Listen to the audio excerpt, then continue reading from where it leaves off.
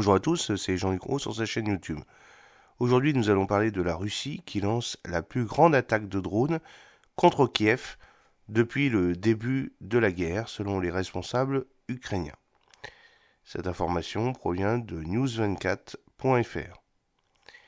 Des policiers sur la photo inspectent l'enceinte d'un jardin d'enfants endommagé lors des frappes de drones russes à Kiev, en Ukraine, le 25 novembre 2023, c'est-à-dire il y a 2 jours.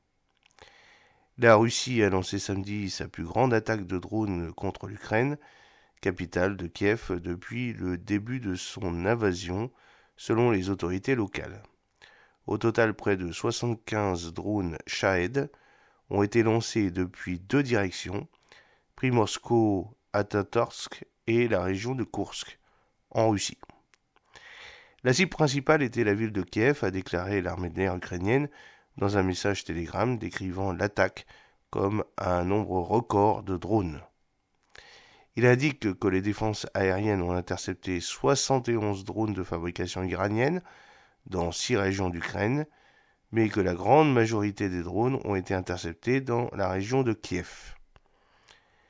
Des troupes de missiles antiaériens, de l'aviation tactique, des groupes de tir mobiles et des unités de guerre électronique ont été impliqués pour repousser l'attaque aérienne, a indiqué l'armée de l'air ukrainienne.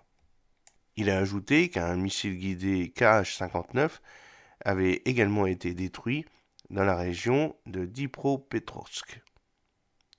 Le porte-parole de l'administration militaire de la ville de Kiev a décrit plusieurs vagues de drones venant de différentes directions vers la capitale. Un producteur de CNN à Kiev a entendu de fortes explosions et des détonations répétées alors que les drones bourdonnaient au-dessus de lui. L'administration militaire de la ville a conseillé aux habitants de se mettre à l'abri.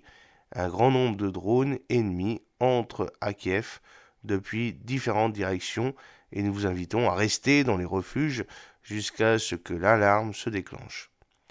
Il s'agit de la 4e attaque de drones contre Kiev ce mois-ci, selon Shamanov.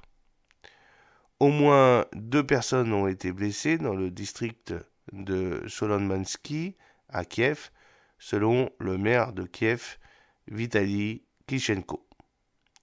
Plusieurs endroits du district de Solomiansky ont pris feu, notamment un immeuble résidentiel et d'autres locaux non résidentiels, a indiqué Klitschko.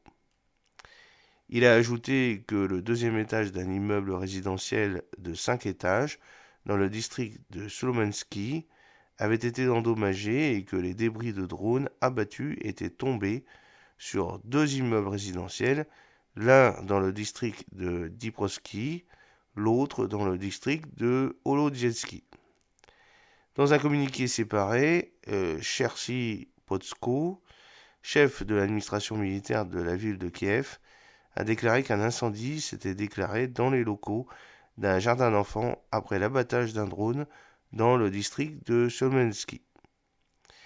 Le ministère de l'énergie du pays a déclaré que l'attaque avait coupé l'alimentation électrique d'une ligne aérienne, laissant 77 bâtiments résidentiels et 120 établissements sans électricité dans le centre-ville.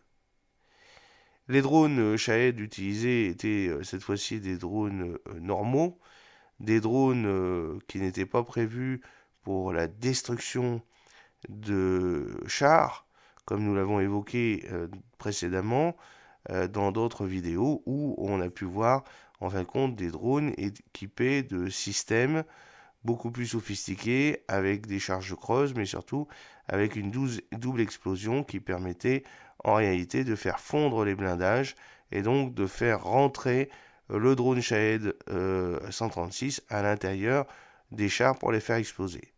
Il ne s'agit pas du tout du même type de drone, il s'agit en réalité des drones beaucoup plus simples qui avaient été utilisés dès le début, des drones qui sont là uniquement pour détruire des maisons d'habitation et donc à l'instar que ce que faisait Hitler pendant la Seconde Guerre mondiale au niveau de l'Angleterre, uniquement pour faire peur au niveau des Ukrainiens et essayer de détruire des infrastructures électriques, mais aussi gazières, et enfin des châteaux d'eau qui étaient visés et permettant à la Russie de supprimer l'eau potable dans certaines régions, supprimer l'électricité et donc de ce fait éviter que les Ukrainiens puissent survivre.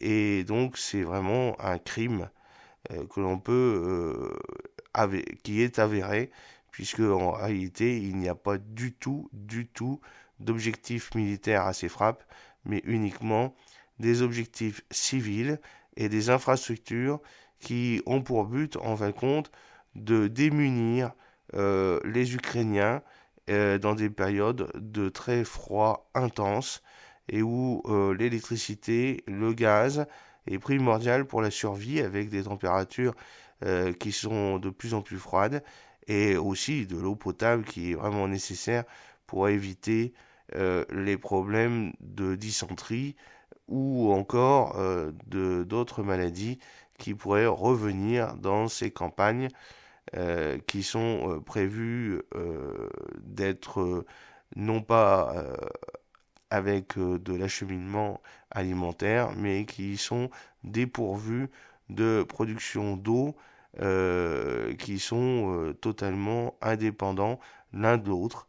Et donc de ce fait, les villes qui sont touchées, particulièrement Kiev, sont dépendants de leur réseau d'électricité, de leur réseau d'eau potable, de leur réseau d'eau usée et bien entendu de leur réseau de gaz. Chaque maison ne peut pas avoir un puits lui-même. Chaque maison ne peut pas se chauffer lui-même. Et surtout dans le cas, par exemple, des appartements. Voilà, donc j'espère que cette petite vidéo vous a plu. N'oubliez pas de cliquer sur le pouce pour la promouvoir, de vous abonner si ce n'est pas encore fait, et de partager cette vidéo sur vos réseaux sociaux. À très bientôt, fidèlement, Jean-Luc O.